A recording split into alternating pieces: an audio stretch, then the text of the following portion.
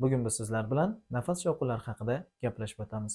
Nafas shovqinlari o'z navbatida ikkiga ajratiladi: fiziologik nafas shovqinlari hamda patologik nafas shovqinlari. Fiziologik nafas shovqinlari ikkiga bo'linadi: vezikulyar hamda bronxial nafas shovqinlari tafovut etiladi.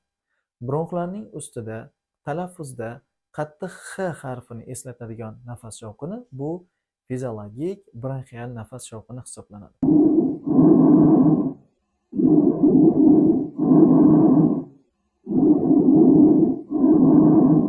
O'pka to'qimalari yoki ko'krak qafasining ustida auskultatsiyada eshitiladigan talaffuzda F tovushini eslatadigan nafas shovqini bu vezikulyar nafas shovqini hisoblanadi.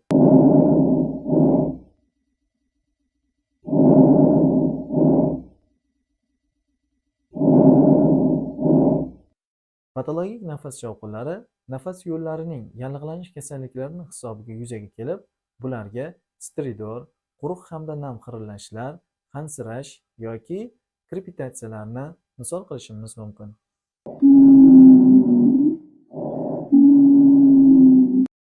Toifa savollariga mana shunday video hamda audio javoblarni olmoqchi bo'lsangiz, bizga murojaat qiling. Biz siz bilan albatta bog'lanamiz. Unutmang, sizning muvaffaqiyatingiz bizning ham muvaffaqiyatimizdir.